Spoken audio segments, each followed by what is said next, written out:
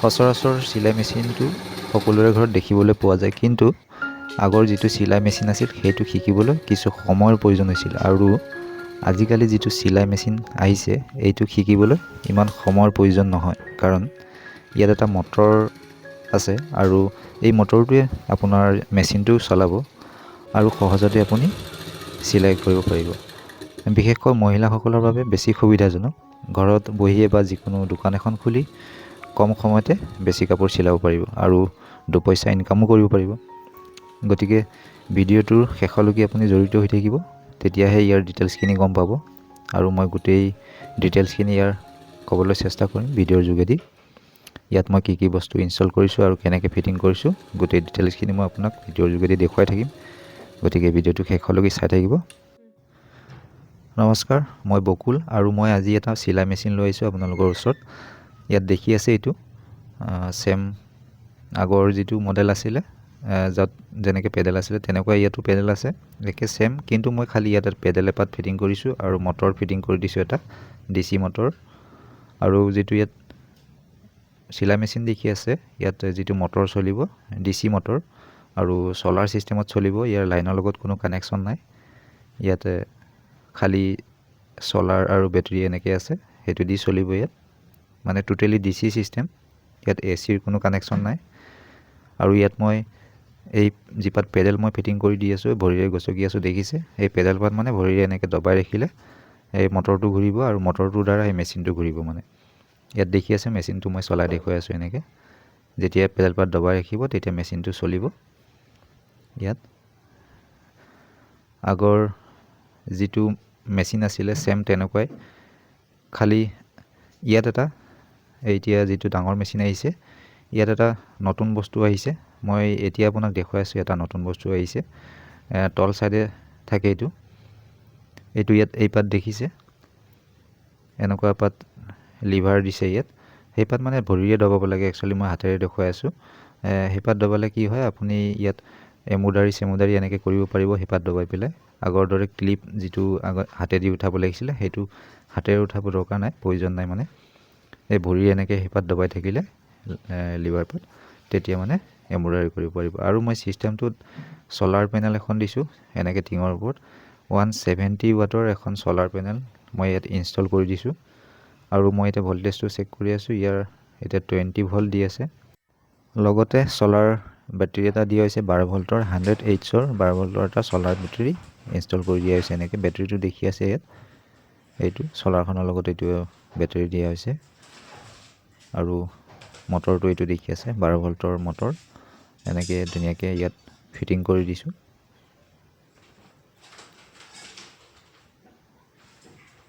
ইয়াত এনেকৈ মেচিনটোৰ লগত মটৰটো ফিটিং কৰি দিয়া হৈছে আৰু লগতে পেডেল পাত আছে ইয়াত। একচুৱেলি মই দুটা চুইং মেচিন ফিটিং কৰি দিছোঁ, মানে ইনষ্টল কৰিছোঁ দুটা চিলাই মেচিন। আৰু আগৰটো এটা আছিলে, এইটো এটা আছিলে, দুটাও মানে ইয়াত এড কৰি দিছোঁ ভিডিঅ'। দুটাটো ছেম ছিষ্টেম, একেই বস্তু মই ইনষ্টল কৰিছোঁ। এইটো 12 ভল্টৰ DC মটৰটো ইয়াৰ লগত ফিটাও আছে, ফিটা পাত দেখি আছে। আৰু এইটো যিটো ডাঙৰ মেচিনৰ ফিটাডাল আছে ইয়াত। যদি ভৰিৰে আপুনি পেডেল মাৰিব বিচাৰে তেতিয়াও পাৰিব। আৰু মই এতিয়া ছিষ্টেমটো কেনেকৈ মটৰটো ফিটিং কৰিম ইয়াত দেখি থাকিব। মই ইয়াত যিটো মটৰ আছে সেইটো এনেকৈ প্ৰথমে বহাই লৈ পেলাই ইয়াত মাৰ্ক কৰি লৈছোঁ যিকেইটা হ'ল আছে, মানে মটৰটোৰ যিকেইটা হ'ল আছে বহাবৰ কাৰণে তাত। আৰু মই তলত এবাৰ চাই ল'ম যাতে ফুটাটো ইফাল সিফাল নহয়। আৰু বস্তুটো এনেকুৱা হ'ল, মানে মই মাৰ্ক কৰিছিলোঁ প্ৰথমতে, মাৰ্কটো অলপ মানে ইফাল সিফাল হৈ গ'ল। যিটো মেচিনটোৰ ষ্টেণ্ড আছে তাত লাগি যায় নাট বল্টকেইটা, সেইকাৰণে মই মটৰটোৰ পুলটো অলপ ছাইড কৰি পেলাই লুজ কৰি এনেকৈ ছাইডত দি পেলাই হলটো অলপমান ছাইডত দি দিম মই, যাতে মেচিনটোৰ ষ্টেণ্ডত যাতে লাগি নাযায় নাট বল্টকেইটা, নহ'লে ফিটিং নহ'ব, মটৰটো ভালকৈ ফিটিং নহ'ব। এতিয়া মই পুলটো টাইট দি দিছোঁ, তাৰ যিটো মটৰৰ পুলটো সেইটো এডজাষ্ট কৰি ল'ব পাৰে। তাৰপিছত মই আকৌ এবাৰ ৰিমাৰ্ক কৰিম ইয়াত, নতুনকৈ মাৰ্ক কৰি পেলাই।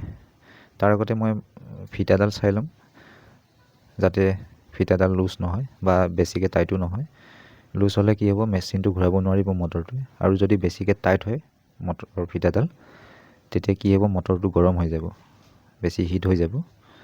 গতিকে বেছি লুজো নহয় যাতে আৰু বেছি টাইটো নহয় যাতে, তেনেকুৱা এটা হিচাপত মই প্লেচটো বনাই ল'ম মটৰটো য'ত বহাব লাগে। এতিয়া ঠিকে আছে, মেচিনটো ঘূৰিছে আৰু বেছি টাইটো হোৱা নাই, বেছি লুজো হোৱা নাই। এতিয়া মই মাৰ্কাৰ দি মাৰ্ক কৰি দিম ইয়াত যিকেইটা হোল আছে, মটৰটোৰ হোল আছে বহাবৰ কাৰণে, তাত মই মাৰ্ক কৰি দিছোঁ এইটো। মটৰটো এনেকৈ মাৰ্ক কৰাৰ পিছত মই ইয়াত হোল কৰি তাত নাট বল্ট লগাই পেলাই মই ফিটিং কৰি দিম ধুনীয়াকৈ বস্তুটো। প্ৰথমবাৰৰ যিটো মই হোল কৰিছিলোঁ, একদম মেচিনটোৰ যিটো মানে ষ্টেণ্ড আছিলে তাত লাগি গ'লে হয় মই তাত হোল কৰি দিয়া হয় নাট বল্টকেইটা। আৰু লাগি গ'লে মানে কি হ'লে হয়, মানে মটৰটো ফিটিং নহ'লে হয়, মানে বেকাটেৰা হৈ থাকিলে হয় ওপৰ চাপৰ। আৰু তেনেকুৱা হ'লে মানে কি হ'লে হয়, বস্তুটো মেচিনটো ঘূৰাব নোৱাৰিলে হয় মটৰটোৱে, মানে ধুনীয়া মানে ভালকৈ ফিটিং নহ'লে হয়। আৰু সেইকাৰণে মই ভালকৈ বস্তুটো চাই আকৌ ৰিমাৰ্ক কৰিলোঁ, তাত ৰিমাৰ্ক কৰি এইটো হোল কৰি দিলোঁ যাতে মেচিনটো ধুনীয়াকৈ বহি যায় মটৰটো। আৰু এতিয়া হোলটো হোৱাৰ পিছত মই এনেকৈ নাট বল্ট লগাই ইয়াক এতিয়া ফিটিং কৰি দিম ধুনীয়াকৈ, টাইটকৈ ধুনীয়াকৈ ফিটিং কৰি দিয়া হ'ব। আৰু এইটো ফিটিং কৰি দিয়াৰ পিছত আকৌ এবাৰ মই ঘূৰাই চাম যাতে মটৰটোৱে মেচিনটো ঘূৰাব পাৰে, যাতে বেছি যাতে টাইটো নহয় আৰু লুজো নহয়, তেনেকুৱা হিচাপত মই ইয়াক ছেটিং কৰি দিম। ছেটিং কৰি এতিয়া আগতে নাট বল্টকেইটাত টাইট দিয়াৰ আগতে মই এই ফিটাডাল লগাই লৈছোঁ যাতে ইফাল সিফাল হৈ নাযায়। অলপ বেকা বেকি হৈ গ'লে ফিটাডাল নষ্ট হ'ব বা কাটি যাব পাৰে, সেইকাৰণে মই ধুনীয়াকৈ ছেটিং কৰি লৈ নাট বল্টকেইটা টাইট দিম। টাইট দিয়াৰ পিছত এবাৰ মই বেটাৰীটোত কানেকশ্যন দি চেক কৰি চাম ফিট হৈছে নাই। ইয়াৰ নাট বল্টকেইটা এবাৰ ধুনীয়াকৈ টাইট দি লওঁ, টাইট দিয়া হৈ গ'ল। আৰু এতিয়া মই বেটাৰীত কানেকশ্যন দি চাম মটৰটো ভালকৈ ফিটিং হৈছে নাই, আৰু তাৰ যিডাল ফিটা আছে ফিটাডাল মানে টাইট লুজ কেনেকুৱা হৈছে মই সেইটো চেক কৰি চাম। এতিয়া ঠিকে আছে, মেচিনটো ভালকৈ ঘূৰিছে। আজিৰ ভিডিঅ'টো ইমানেই আছিলে। ভিডিঅ'টো চাই যদি ভাল লাগিলে লাইক এটা কৰি দিব, আৰু মোৰ এনেকুৱা ভিডিঅ' পাই থাকিবলৈ মোৰ চেনেলটো ছাবস্ক্ৰাইব কৰি দিব। সম্পূৰ্ণ ভিডিঅ'টো চোৱাৰ বাবে ধন্যবাদ থাকিল।